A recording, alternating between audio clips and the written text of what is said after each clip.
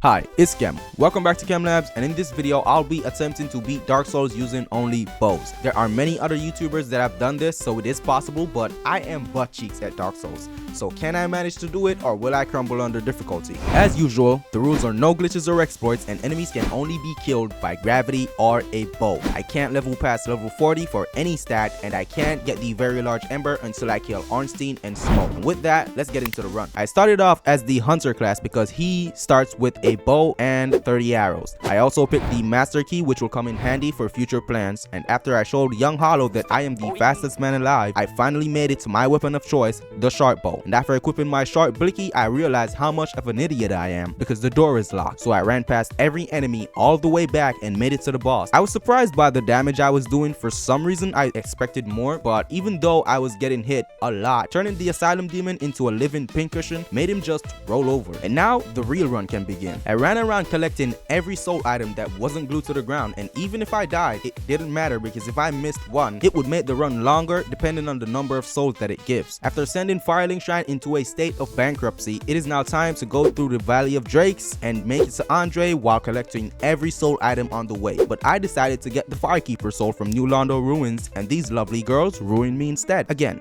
a reminder, I am butt cheeks at Dark Souls. Back to my original plan, I collected some souls and made it back to Darkroot Basin without dying. That's a first. I lit this bonfire for absolutely no reason and collected the most important shield in this run. I thought about this Black Knight dying so hard that he just did. Finally made it to Andre and I leveled up my... because we missed some souls, we had to farm, buy some arrows. This guy took ages to kill, but I made it back to my souls that I missed and instantly dove off a cliff. So back to Firelink Shrine, I guess. Luckily, I got back to my souls with no troubles, killed the rat, and got some extra. On my way back, I killed this guy, which took way too long, and finally upgraded my bow. I also took out this one-legged guy, and all of that was just to kill the second boss. With a +5 bow and a little bit of luck, I'm doing okay damage, but as long as I keep my distance and just keep pelting him with splinters in his fingers, eventually he goes down. This is definitely Ryan Reynolds. Ran past our neighborhood dragon, collected some souls, and started to take out these guys one by one, only to die to the power of friendship. T-Born. Love to see it. Made it past, bought some arrows from Andre, and made my way to the Gargoyles. And somehow, I was doing more damage to them than the Taurus Demon. Well, I'm not complaining. I died once, but on the second try, I started using the big boys, which took out huge chunks of health, and the first bell was rung. Now it's time for the lower undead burg, which was surprisingly easy thanks to this graciously placed fireball. And after opening the shortcut, I made it to the boss and instantly died. I collected some goodies that Lothric gave me for saving his life. I believe second time's a charm, but I instantly died again. Luckily, the dogs ran into my arrows on my third try, and the Capra Demon was now alone. Dodging an attack and getting a hit off is the way to go. Just don't get greedy like I did. And with a couple arrows to the face, the Capra Demon is down. He really is nothing without his guard dogs, is he? I committed mass murder in the depths, collected the large ember, and then made my way to the final boss of the area, the King of New York. Just kidding. I killed the rat, collected a key, died to rats, opened a shortcut, and now we're at the boss. I wish I could say there was something interesting about this fight, but it's literally just standing still and shooting arrows, occasionally moving when he attacks in my direction. The Gaping Dragon was more gape than dragon, and with one final shot to his head, he went down, giving me time to collect my armor set for this run. After leveling Dex, I went down to Blighttown and surprisingly got rid of this son of a bitch and collected the Power Within Pyromancy without dying. Of course you did. Now it's time to show the Moonlight Butterfly that I sting like a bee, and I just gotta say, this fight was really easy. Having a range build makes the Moonlight Butterfly a joke. No one can tell me that this is not Ryan Reynolds. Now it's time to go on a date with my favorite goth mommy, Quelaag. But after dying trying to get Firekeeper soul, I decided to get the one in New Londo, then come back for the one in Blighttown. I get on some Power Within, equip my bow, and I'm doing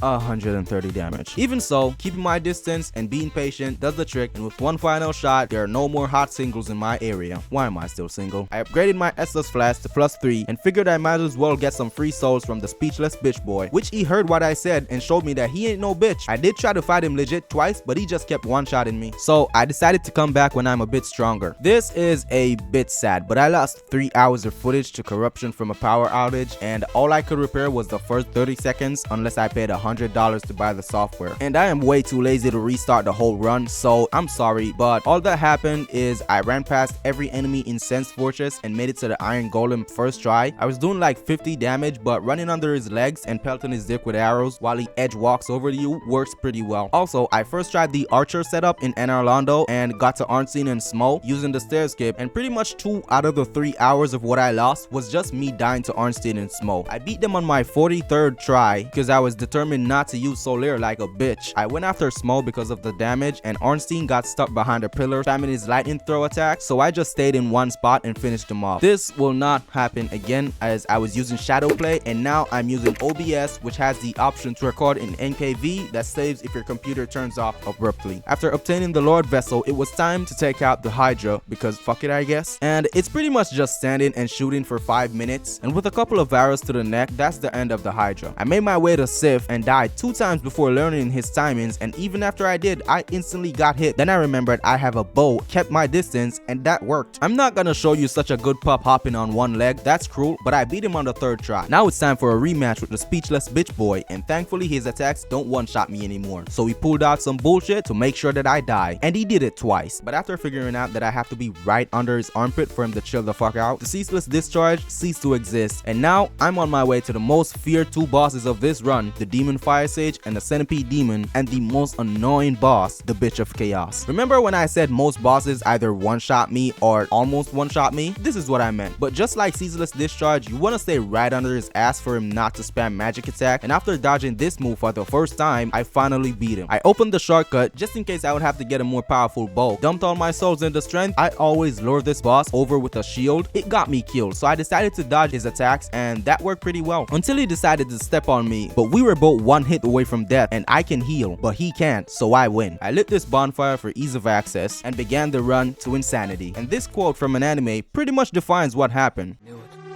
I lost count. I died over 100 million times. And yet there was still a place I wanted to reach. A wish I wanted to protect. No matter what, I had to save everyone. And that's why I took her hand.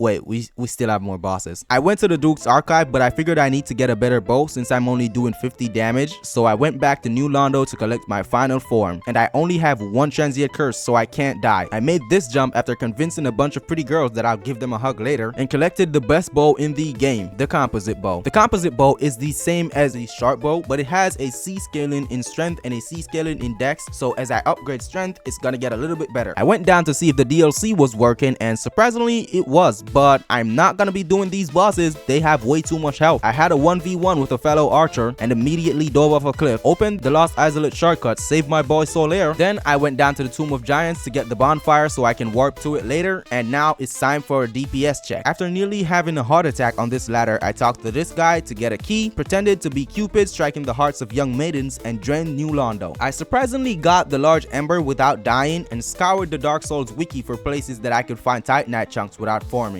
Nice. Then I went back to New Londo, dove into what I can only describe to be a very vivid nightmare, got on some power within, and instantly got gobbled up. But in all seriousness, the 4 kings are a joke. I mean, I'm not doing enough damage to only have 1 king at a time, but as long as I stay really close and keep thrusting arrows into their backsides, they go down first try. I don't know why I wasn't recording the run to Nido, but luckily I checked if I was recording mid-fight and got the last part of the fight. Just so you know, I died twice, but only because I forgot about bleed, and because I was doing pretty good damage. As long as I kept my distance and not get overwhelmed by skeletons, Nido wasn't too difficult. And with Nido dead, I went back to the Duke's Archive and failed to do the Duke's Archive skip like 5 times. So I just bit the bullet. And you can't shoot through these bars, so run invalidated I guess, but I'm still gonna kill Seat. I pretty much ignored every enemy and ran through the Duke's Archives, lit my bonfire, and started making my way to Seat. Again, ignoring every enemy, I killed this golem in a completely honorable way. The same goes for his brother. After having clam for lunch, you will not not believe this. I don't know when this run got so easy, but I was dealing pretty good damage to Seath, and after a couple medical shots to his infected ball sack, Seath went down surprisingly easy, but I refuse to say the same for the next boss, Gwyn. I started the attempts at 3 in the morning, and it is now 12, but the culprit is that Gwyn's attacks either one-shot me or put me in red tearstone range, so I need to level my vigor, but there's a catch. I can only level up 1 point for every time that an attempt fails. Hey there, it is now 8:57 p.m. and as you can see, I put all my points into vigor. I capped myself to 40 since I don't want to get too overpowered, and now instead of 2 hits, I take 4 hits for him to kill me. I figured I would try to beat him the same way I beat the 4 knights, but of course I died, so I got back and then made a legit attempt, and even though this was the first time that I got him this low, which I should be happy about, I just didn't feel like I could do it, and I died feeling like it was impossible and I should just give up. But I gave it another try,